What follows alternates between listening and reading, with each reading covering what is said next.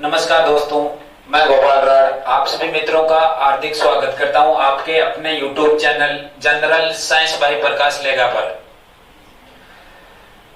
इस चैनल के माध्यम से हम राजस्थान ज्योग्राफी के बारे में चर्चा कर रहे हैं। राजस्थान जीके में पहले हमने राजस्थान की ज्योग्राफी पार्ट लिया है और ज्योग्राफी में पहले एक डेमो वीडियो आ गया था और डेमो वीडियो था किसका, राजस्थान के शुभंकर प्रत्येक जिलों के प्रत्येक चिन्हों के बारे में बात की थी हमने।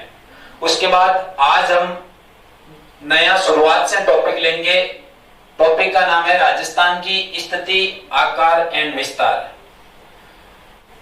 कि तू नहीं चलेगा तो चलेगी तेरी राहें, तू नहीं चलेगा तो चलेगी तेरी राहें, फिर मंजिल को तरसेगी तेरी निगाहें, फिर मंजिल को तरसेगी तेरी निगाहें, इसलिए तुझे चलना ही होगा, चलना ही होगा। आगे बात करते हैं इसी मोटिवेशनल वीडियो के साथ आज के लेक्चर की। और आज का लेक्चर है राजस्थान की स्थिति, आकार एंड विस्तार। बेहतरीन तरीके से शानदार लाजवाब ट्रिकों के साथ कॉन्सेप्ट से वीडियो पढ़ेंगे, तो वीडियो को अंत तक जरूर देखें। हमारा वीडियो अच्छा लगे तो चैनल को लाइक, शेयर और सब्सक्राइब करना ना भूलें। तो देखो, टॉपिक का नाम है राजस्थान की स्थिति, आकार एंड विस्तार। टॉपिक का नाम है राजस्थान की स्थिति, आकार एंड विस्तार। बहुत ही शानदार टॉपिक है। हर भर्ती परीक्षा में, चाहे वो पटवार, आरएस, एसआई, हर भर्ती परीक्षा में यहाँ से प्रश्न पुटअप होता है। बेहतरीन तरीके से पढ़ना है। और ज्योग्राफी पढ़ने से पहले देखो, आपको राजस्थान का नक्शा आना जरूरी है। आप राजस्थान की ज्योग्राफी पढ़ रहे हो तो राजस्थान का नक्शा आना आपको बहुत जरूरी है। ठीक है, उससे आप मतलब ज्योग्राफी बहुत आसान तरीके से याद कर सकते हो। आगे भी जितने भी टॉपिक है, जैसे नदियां है, भौतिक प्रदेश है, हर टॉपिक को हम नक्शे से पढ़ेंगे। ठीक है ना। तो आज आपको एक तो नक्शा याद करना है, वीडियो को अंत तक देखना है। बात करते हैं देखो राजस्थान की आकृति के बारे में। तो राजस्थान की आकृति, पहले मैं बात करता हूं राजस्थान का आकार, मतलब राजस्थान की आकृति। तो राजस्थान की आकृति है विषम कोणीय चतुर्भुजाकार या पतंगाकार। राजस्थान की आकृति विषम कोणीय चतुर्भुजाकार या पतंगाकार। एक नाम और याद रखना है, ये दो नाम तो हर जगह मिलेंगे आपको। आपको तीसरा नाम और याद रखना है जिसका नाम है रोम्बस के समान। चलो, ये तो तीनों नाम मिल जाएंगे, लेकिन यहां से बहुत ही शानदार प्रश्न पुटअप होता है कि यह विचार सर्वप्रथम किस वैज्ञानिक ने दिया, कि राजस्थान की आकृति के बारे में सर्वप्रथम विचार किस वैज्ञानिक ने दिया। तो राजस्थान की आकृति के बारे में सर्वप्रथम विचार देने वाला वैज्ञानिक है टी.एच. हेंडले। टी.एच. हेंडले। टी.एच. हेंडले नामक वैज्ञानिक ने सर्वप्रथम बताया कि राजस्थान की आकृति विषम कोणीय चतुर्भुजाकार या पतंगाकार है। उसके बाद बात करते हैं राजस्थान की स्थिति। तो राजस्थान की स्थिति 5 प्रकार से पढ़ेंगे। कितनी प्रकार से? 5 प्रकार से। एक पढ़ेंगे अक्षांश के आधार पर राजस्थान कहां स्थित है, देशांतर के आधार पर राजस्थान कहां स्थित है, पूरे ग्लोबीय विश्व में राजस्थान कहां पर है, एशिया महाद्वीप में राजस्थान कहां पर है, भारत में राजस्थान कहां पर है, पूरी चर्चा करेंगे 5 प्रकार से। राजस्थान की स्थिति के बारे में 5 प्रकार से चर्चा करेंगे। तो आकृति तो हमने देख ली, विषम कोणीय चतुर्भुजाकार या पतंगाकार, और तीसरा नाम देखा है रोम्बस के समान, और ये विचार दिया है सर्वप्रथम टी.एच. हेंडले नामक वैज्ञानिक ने। तो राजस्थान की आकृति देखो, एक नंबर मैंने बोला है अक्षांश के आधार पर, दूसरा मैंने बोला है देशांतर के आधार पर, देशांतर के बाद में पढ़ेंगे विश्व में राजस्थान की स्थिति, और विश्व के बाद पढ़ेंगे एशिया महाद्वीप में राजस्थान की स्थिति, और एशिया महाद्वीप के बाद पढ़ेंगे रे भारत में राजस्थान की स्थिति। देखना, पांचों में कंफ्यूज नहीं होना है। ठीक है ना। डायग्राम से याद रखना है। देखो, बात करते हैं, ये हमारा ग्लोब। ठीक है, ये ग्लोब है। ग्लोब में देखो, ये 0 डिग्री अक्षांश है या देशांतर। कुछ के दिमाग में आ रहा है अक्षांश है, कुछ के दिमाग में आ रहा है देशांतर। तो ये 0 डिग्री अक्षांश है भाई। क्या है? 0 डिग्री अक्षांश। याद रखना है, ए से अक्षांश और ए से आडी रेखा। ये जितनी मैं आडी लाइन खींच रहा हूं ये सभी क्या है, अक्षांश। तो अक्षांश 0 डिग्री अक्षांश, इसी का नाम है भूमध्य रेखा। भूमि के मध्य से गुजरती है तो भूमध्य रेखा, और इसी का तीसरा नाम है विषुवत रेखा। विषुवत रेखा। अब देखते हैं अक्षांश के आधार पर राजस्थान की स्थिति। तो पहले मेरे को बताना है कि अक्षांश के आधार पर ऊपर कौन सी दिशा है। देखो ऊपर दिशा है उत्तर दिशा, तो गोलार्ध का नाम याद रखना है उत्तरी गोलार्ध। कौन सा गोलार्ध है, उत्तरी गोलार्ध। नीचे कौन सी दिशा है, दक्षिण दिशा, तो गोलार्ध का नाम हो जाएगा दक्षिणी गोलार्ध। एक तो आपको ये उत्तर दक्षिण पूर्व पश्चिम ये याद रखना, आगे नदियों में काम आएगा। एक दायां और बायां, किधर है, दाईं ओर से मिलने वाली नदियां, बाईं ओर से मिलने वाली नदियां, ठीक है ना। तो इसमें देखो ऊपर है, ऊपर से याद रखना, ऊपर है तो उत्तर है, यहां पर याद रखना पप्पू, पे से पश्चिम दिशा हो जाएगी और इधर है पूर्व हो जाएगी। कौन सी दिशा बच गई, दक्षिण दिशा। तो इस दिशा में कंफ्यूज नहीं होना है, ऊपर उत्तर दिशा है और उत्तर दिशा के आधार पर हमने लिख दिया यहाँ पर उत्तरी गोलार्ध। नीचे दिशा है दक्षिण, तो यहाँ पर लिख दिया दक्षिणी गोलार्ध। और ये है देखो 23.5 डिग्री उत्तरी अक्षांश, 23.5 डिग्री उत्तरी अक्षांश, उत्तरी अक्षांश जिसका नाम है करक रेखा। कौन सी रेखा है, करक रेखा। उसके बाद ये हमने पढ़ ली भूमध्य रेखा, 23.5 डिग्री दक्षिणी अक्षांश जिसका नाम है मकर रेखा। अब देखो करक रेखा भारत से गुजरती है क्या, तो करक रेखा भारत से गुजरती है, और करक रेखा भारत के 8 राज्यों से गुजरती है और हमारे राजस्थान के 2 जिलों से गुजरती है। ये करक रेखा दक्षिणी राजस्थान से गुजरती है, तो ये राजस्थान और राजस्थान का दक्षिणी छोर हो गया डूंगरपुर और बांसवाड़ा। करक रेखा डूंगरपुर और बांसवाड़ा जिले से गुजरती है, और राजस्थान में करक रेखा की लंबाई है 26 किलोमीटर। करक रेखा को जब अक्षांश और देशांतर पूरा टॉपिक अलग से पढ़ेंगे, उसमें इनके बारे में विस्तार से चर्चा करेंगे। अब देखना है कि 0 डिग्री अक्षांश है, अक्षांश के आधार पर राजस्थान कौन से गोलार्ध में। ये 0 डिग्री अक्षांश ऊपर गोलार्ध है, उत्तरी गोलार्ध। तो अक्षांश के आधार पर राजस्थान की स्थिति पूछे तो क्या बताना है, उत्तरी गोलार्ध, उत्तरी गोलार्ध। उसके बाद देखो यह 0 डिग्री देशांतर।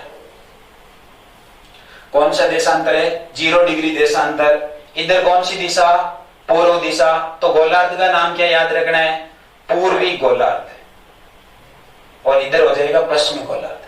अब 0 डिग्री देशांतर के आधार पर राजस्थान की स्थिति पूछे तो बताना है रे पूर्वी गोलार्ध। कौन सा गोलार्ध है, पूर्वी गोलार्ध। तो देशांतर के आधार पर राजस्थान की स्थिति पूछे तो बताना है पूर्वी गोलार्ध। उसके बाद विश्व या ग्लोब। ग्लोब में राजस्थान की स्थिति पूछे तो बताना, देखो ये पूरा ग्लोब हो गया। अब आप ही देख के बताओ ग्लोब में राजस्थान की स्थिति। अक्षांश के आधार पर उत्तरी गोलार्ध और देशांतर के आधार पर पूर्वी गोलार्ध, तो राजस्थान की ग्लोब में स्थिति हो जाएगी उत्तरी पूर्वी गोलार्ध, उत्तरी पूर्वी गोलार्ध।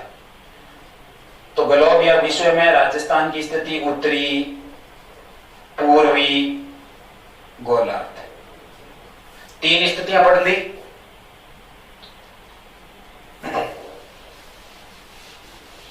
उसके बाद पढ़ेंगे चौथी स्थिति एशिया महाद्वीप। एशिया महाद्वीप में राजस्थान कहां पर है, तो ये हमारा एशिया महाद्वीप है, तो एशिया महाद्वीप में यहां पर है राजस्थान। तो एशिया महाद्वीप में राजस्थान की स्थिति पूछे तो देखो नीचे कौन सी दिशा, दक्षिण दिशा। इधर कौन सी दिशा, पश्चिम दिशा।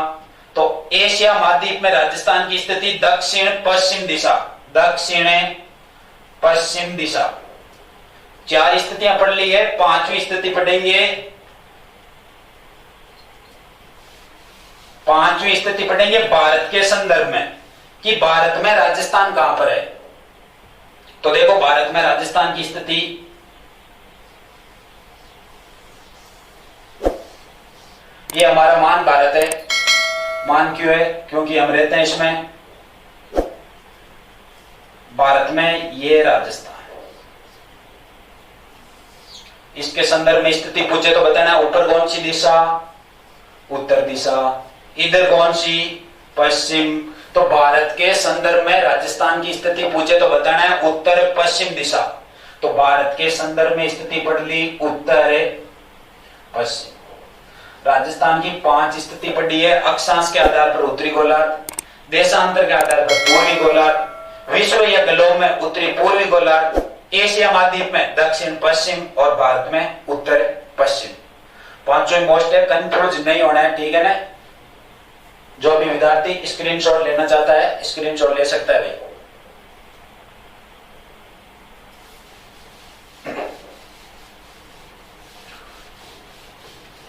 उसके बाद देखेंगे राजस्थान की अक्षांशीय और देशांतरीय स्थिति।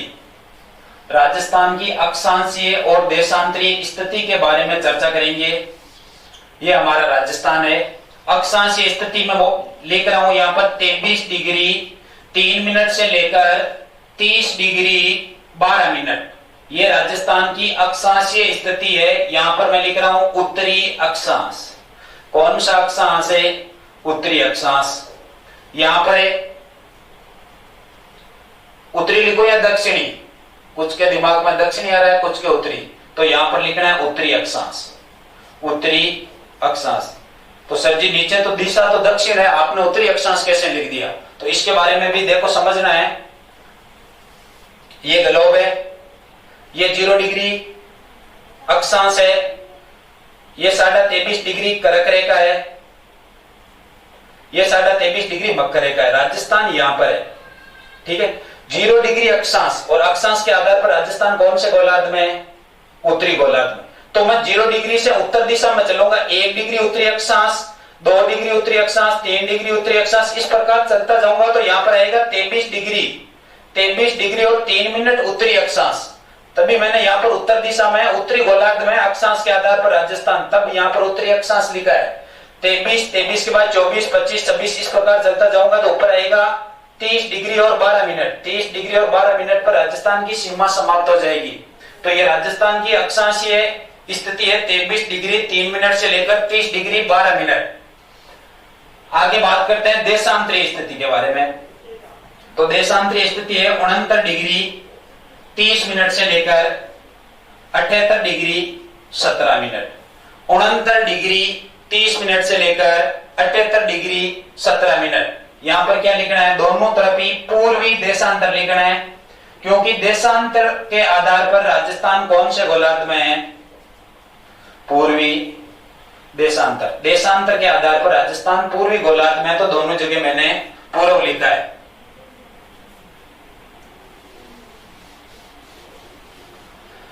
अब देखो एग्जामिनर एक आपको याद रखना है, इसमें ध्यान रखना है कि राजस्थान कितने अक्षांशों के मध्य फैला हुआ है। राजस्थान कितने अक्षांशों के मध्य फैला हुआ है, एक तो ये याद रखना है। एक याद रखना है राजस्थान कितने देशांतरों के मध्य फैला हुआ है। तो राजस्थान अक्षांश पूछे तो बताना है 7 डिग्री और 9 मिनट। 7 डिग्री और 9 मिनट। देखो 23 में 30 में से 23 घटाओ 7 डिग्री और 12 मिनट में से 3 मिनट घटाओ तो 9 मिनट। इसी प्रकार घटाना है और इसी प्रकार देशांतर घटाना है। तो देशांतरों का अंतर पूछे तो बताना है 8 डिग्री और 47 मिनट। अक्षांश 7 डिग्री 9 मिनट और देशांतर 8 डिग्री 47 मिनट। ये दोनों ध्यान रखना है, इनमें भी कंफ्यूज नहीं होना है। उसके बाद देखो देशांतर रेखाएं किस काम आती है? देशांतर रेखाओं से समय का निर्धारण किया जाता है। देशांतर रेखाओं से समय का निर्धारण किया जाता है। एक देशांतर से जब दूसरे देशांतर पर जाते हैं तो 4 मिनट समय का अंतर होता है।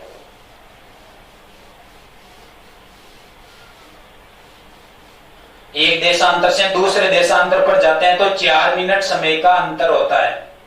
जैसे इस देशांतर पर सूर्योदय प्रातः 6 बजे हुआ है, तो अगले देशांतर पर होगा 6:04 पर, उससे अगले पर 6:08 पर। इस प्रकार देखो राजस्थान में सबसे पहले सूर्योदय किस जिले में होता है? धौलपुर जिले में, और सबसे बाद में जैसलमेर में। सबसे पहले सूर्योदय धौलपुर में राजस्थान में। भारत में पूछे तो अरुणाचल प्रदेश, और विश्व में पूछे तो जापान, और जापान को कहा जाता है उगते सूर्य का देश। एग्जामिनर देखो यहां से 1-2% बढ़िया बन रहे हैं। राजस्थान में सबसे पहले सूर्योदय धौलपुर में। एग्जामिनर पूछेगा कि यदि धौलपुर जिले में सूर्य उदय 6 बजे होता है तो जैसलमेर में सूर्य उदय कितनी बजे होगा। या एग्जामिनर आपको पूछेगा कि धौलपुर और जैसलमेर के बीच समय का अंतर बताओ। तो इसमें देखो धौलपुर और जैसलमेर के बीच समय का अंतर होता है 35 मिनट और 8 सेकंड।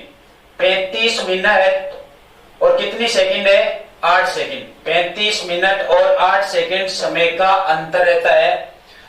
सर जी 35 मिनट और 8 सेकंड क्यों लिखे, तो देखो अभी हमने लिखा है कि राजस्थान 8 डिग्री और 47 मिनट देशांतरों के मध्य फैला हुआ है, और यहां पर मैंने लिखा है कि एक देशांतर से दूसरे देशांतर पर जाते हैं तो 4 मिनट समय का अंतर होता है। तो मैं दोनों तरफ देखो 4 से गुणा करवा रहा हूं।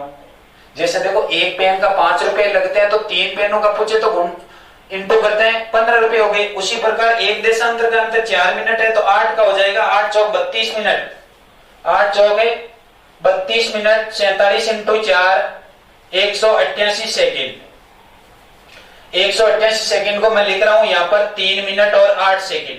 3 मिनट और 8 सेकेंड। देखो 1 मिनट में 60 सेकेंड तो 3 मिनट में 180 सेकेंड और 8 सेकेंड ये 188 सेकेंड। तो मैंने 188 सेकेंड को 2 भागों में बांट दिया, 3 मिनट और 8 सेकेंड में। 32 मिनट ये, 3 मिनट ये, कितने मिनट हो गई 35 मिनट, और सेकेंड कितनी है 8 सेकेंड। तो 35 मिनट और 8 सेकेंड याद रखना है। राजस्थान के पूर्व से पश्चिम समय में अंतर पूछे तो 35 मिनट और 8 सेकेंड। यहां से 1% और देखो बनता है, आपको एग्जामिनर पूछेगा निम्नलिखित में से सबसे पहले सूर्योदय कहां पर होगा, उसमें वो आपको धौलपुर नहीं देगा, उसमें धौलपुर नहीं देगा, वो राजस्थान के 4 जिले दे देगा, ठीक है ना। तो उन जिलों में आपको देखना है कि सबसे पूर्व दिशा में किस जिले की सीमा आ रही है।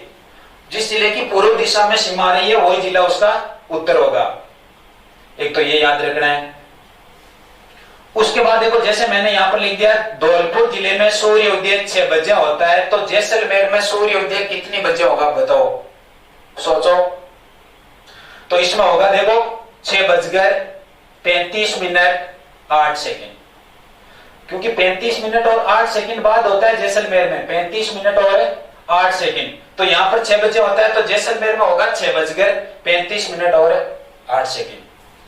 यह एग्जामिनर पूछेगा आपको कि धौलपुर जिले में सूर्योदय 7 बजे होता है, सॉरी जैसलमेर जिले में सूर्योदय 7 बजे होता है तो धौलपुर में सूर्योदय कितने बजे होगा। धौलपुर में जैसलमेर से पहले होगा या बाद में, पहले होगा, क्योंकि पूर्व दिशा में सूर्योदय पहले होता है तो धौलपुर पहले आता है, पहले होगा तो घटाना है, और 7 बजे में से घटाना है, कितना घटाना है 35 मिनट और 8 सेकेंड। 35 मिनट 8 सेकेंड घटाओ,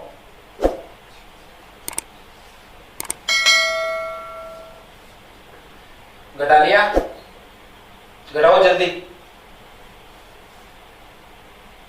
मैं इसको लिख रहा हूं 6:59 मिनट 60 सेकेंड।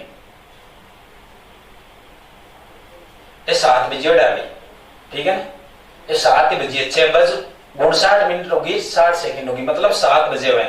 आप इस प्रकार भी घटा सकते हो, 60 में से 8 घटाओ 52 सेकेंड। यहां पर 9 में से 5 4 और यहां पर 2 24, कितनी बज गए 6 बज गए, तो 6:24 मिनट और 52 सेकेंड।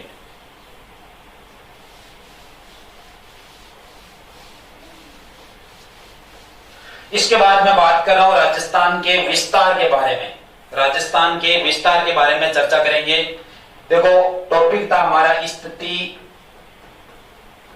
आकार एंड विस्तार।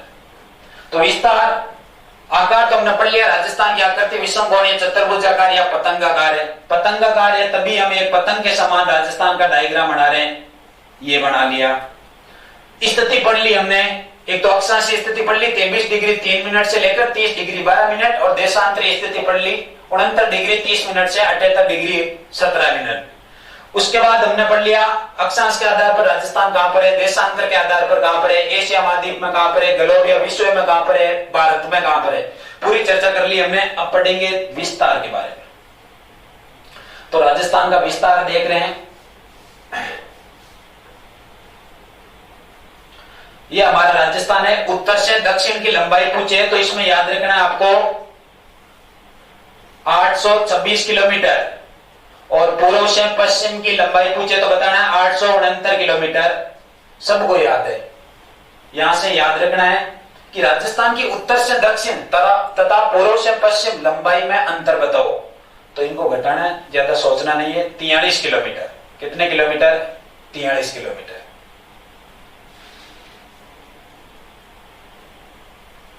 अब यहां पर आपको राजस्थान का डायग्राम आना बहुत जरूरी हो गया है, बहुत ही जरूरी। पूरा टॉपिक समझना है तो डायग्राम से ही समझेंगे। देखो, राजस्थान के सबसे उत्तर दिशा में गांव का नाम, जिला है जिसका नाम है गंगानगर। गंगानगर जिला। दक्षिण में पूछे तो बांसवाड़ा, पश्चिम दिशा में पूछे तो जैसलमेर, और पूर्व दिशा में पूछे तो बताना है धौलपुर। उत्तर गंगानगर, दक्षिण में बांसवाड़ा, पश्चिम में जैसलमेर, पूर्व में धौलपुर। लेकिन आपको यहाँ पर गांव याद रखना है। राजस्थान के सबसे उत्तर दिशा में कौन सा गांव है, इस प्रकार भी प्रश्न पूछा हुआ है, तो याद रखना है कोणा गांव। पश्चिम में पूछे तो बताना है कटरा गांव। दक्षिण में पूछे तो बताना है बोरकुंडा गांव, बोरकुंडा गांव, और पूर्व दिशा में पूछे तो बताना है सिलाना गांव। उत्तर दिशा में कौन सा गांव? कोणा गांव। तहसील का नाम पूछे तो बताना है गंगानगर तहसील। कौन सी तहसील है? गंगानगर तहसील। और जिले का नाम पूछे तो श्री गंगानगर जिला। दक्षिण में गांव का नाम है बोरकुंडा गांव, जिला बांसवाड़ा, और तहसील का नाम पूछे तो बताना है कुशलगढ़। इसी प्रकार पश्चिम दिशा में कटरा गांव, सम तहसील, और जिला जैसलमेर। पूर्व दिशा में जिला है धौलपुर, गांव का नाम है सिलाना गांव, और तहसील का नाम राजखेड़ा या राजाखेड़ा तहसील, राजाखेड़ा तहसील धौलपुर। ये चारों गांव बहुत ही मोस्ट है। पिछली बार पटवार भर्ती परीक्षा में यहां से प्रश्न पुट हुआ था। ये चारों गांव के नाम दिए हुए थे और सामने दिशा दी हुई थी, जैसे उत्तर दक्षिण पूर्व पश्चिम, उनको सम्मिलित करना था। कुछ विद्यार्थियों को क्या होता है कि ये गांव के नाम तो याद रहते हैं, चारों गांव के नाम तो याद रहते हैं, दिशा में कंफ्यूज हो जाते हैं कि उत्तर में कौन सा है, पूर्व में कौन सा है, पश्चिम में कौन सा है। तो इसकी एक छोटी सी ट्रिक है, ट्रिक के माध्यम से याद करना है, आप कभी नहीं भूलोगे। तो राजस्थान का जो डायग्राम है, नक्शा है, उसमें ऊपर देखो एक कोण के समान आकृति बनती है। कैसी बनती है? कोण के समान। तो कोण के समान आकृति बनती है, तो कोण से याद कर लेंगे कौन सा गांव? कोणा गांव। कौन सा गांव? कोणा गांव। और नीचे देखो बना हुआ है क्या? कुंड। इस प्रकार होता है कुंड, नीचे कुंड बना हुआ है, तो ऊपर एक कोण, तो इस कोण से नीचे कुंड में एक बोर गिराना है। क्या गिराना है? बोर। क्या गिराना? बोर। किसमें? कुंड में। तो गांव का नाम याद रखना है बोर कुंडा गांव। इधर सीमा लगती है पाकिस्तान की। किसकी लगती है? पाकिस्तान की। कि जो गलती नहीं करता उसे देवता कहते हैं, और जो गलती करता है उसे इंसान कहते हैं, और जो गलती पे गलती करता है उसे पाकिस्तान कहते हैं। ये पाकिस्तान है जो अपनी नापाक हरकतों से बाज नहीं आता है। इसकी सीमा लगती है हमारे राजस्थान के साथ। तो ये देखो गांव का नाम याद रखना, कटरा गांव। तो पाकिस्तान राजस्थान की सीमा को काटेगा, काटने की कोशिश करेगा, काटेगा से याद रखना कटरा गांव। कौन सा गांव? कटरा गांव। और किसी चीज को काटने के बाद क्या करते हैं? सिलते हैं, तो याद रखना है सिलाना गांव। कौन सा गांव? सिलाना गांव। कोण के समान आकृति है तो कोणा गांव। इस कोण से नीचे कुंड में क्या गिराना है? बोर गिराना है, तो बोर है कुंडा गांव। इधर सीमा लगती है पाकिस्तान की, और पाकिस्तान सीमा को काटने की कोशिश करेगा तो उसे याद रखना है कटरा गांव। और किसी चीज को काटने के बाद क्या करते हैं? सिलते हैं, तो सिलाना गांव। ये राजस्थान के 4 गांव याद रखना है, उत्तर दक्षिण पूर्व और पश्चिम। और सेंटर पॉइंट में याद रखना है कि राजस्थान के मध्य में कौन सा गांव है? तो मध्य में गांव है लांपोलाई गांव। लांपोलाई गांव, मेड़ता, नागौर। उत्तर दक्षिण पूर्व पश्चिम 4 गांवों की चर्चा कर ली।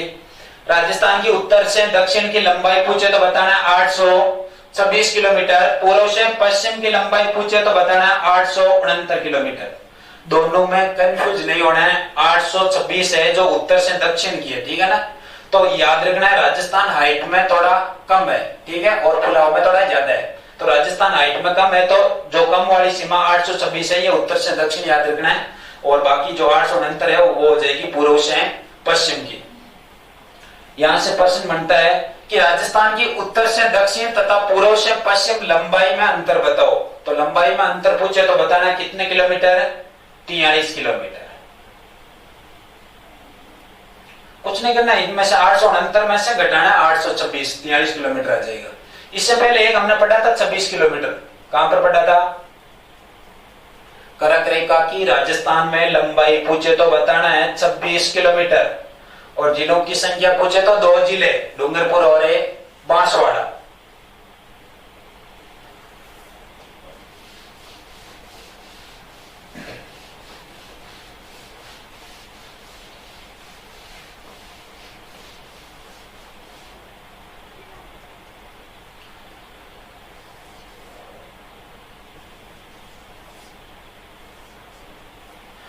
ये हमारा राजस्थान विषम कोणीय चतुर्भुजाकार या पतंगाकार। तो हर बार मैं पतंग के समान आकृति बना रहा हूं, ठीक है ना। तो समझ जाना ये राजस्थान ये, ठीक है।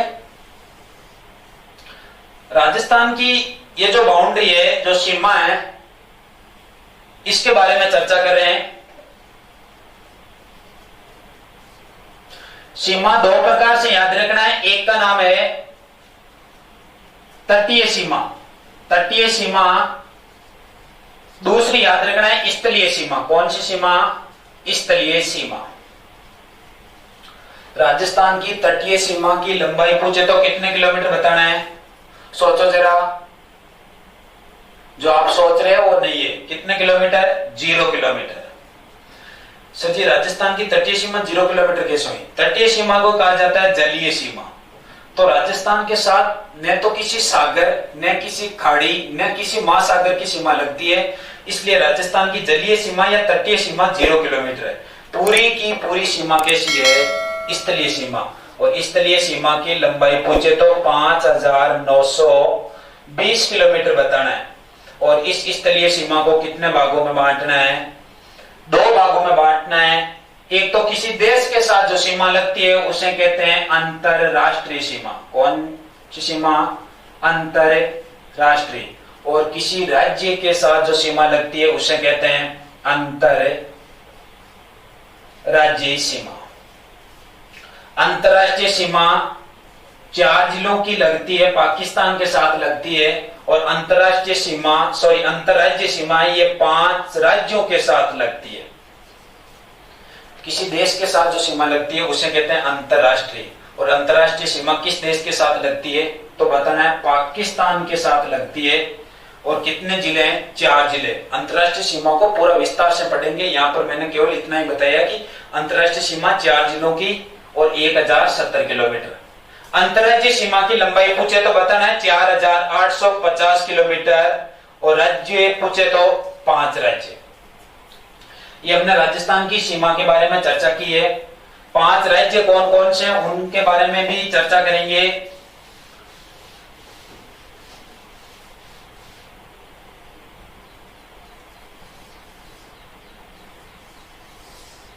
ये हमारा राजस्थान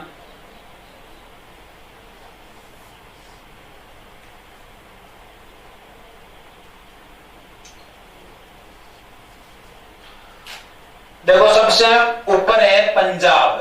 किसकी सीमा लगती है? पंजाब की।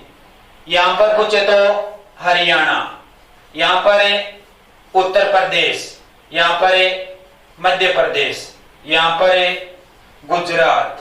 कितने हो गए? 1 2 3 4 5। सबसे कम अंतरराज्यीय सीमा किस राज्य के साथ लगती है? तो पंजाब के साथ बताना है 89 किलोमीटर।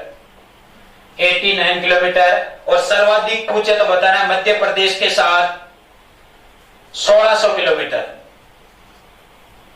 हरियाणा के साथ पूछे तो 1262 बताना है। उत्तर प्रदेश के साथ 877 किलोमीटर। और गुजरात के साथ 1022 किलोमीटर। देखो मैं बात कर रहा हूं उत्तर प्रदेश की। उत्तर प्रदेश के साथ राजस्थान के 2 जिलों की सीमा लगती है। एक का नाम है भरतपुर और दूसरे का नाम है धौलपुर। ये राजस्थान के दो जिले हैं जो उत्तर प्रदेश के साथ सीमा बनाते हैं, और सीमा की लंबाई कितनी है 877 किलोमीटर। कितने किलोमीटर 877। एकीकरण में आपने पढ़ा होगा कि राजस्थान में दो जाट रियासतें थी। कौन सी रियासतें? जाट रियासतें। और वो दो जाट रियासतें कौन सी है? भरतपुर और धौलपुर। जाट रियासतें कौन कौन सी? भरतपुर और धौलपुर। याद करने की मैं छोटी सी ट्रिक बता रहा हूं। दो जाट रियासतें हैं, कौन कौन सी? भरतपुर और धौलपुर है। देखो जाट है तो जाट है तो ठाट है, और ठाट है तो क्या है? 8 है, और ये रहते साथ सात है। कितने किलोमीटर? 877 किलोमीटर। इसी प्रकार आगे का टॉपिक नेक्स्ट वीडियो में पढ़ेंगे बहुत ही शानदार तरीके से। वीडियो अच्छा लगा हो तो वीडियो को लाइक, कमेंट, और अभी तक सब्सक्राइब नहीं किया तो सब्सक्राइब कर लें, और बेल आइकन जरूर दबाएं ताकि वीडियो का नोटिफिकेशन सबसे पहले मिले आपको। जय हिंद, जय भारत।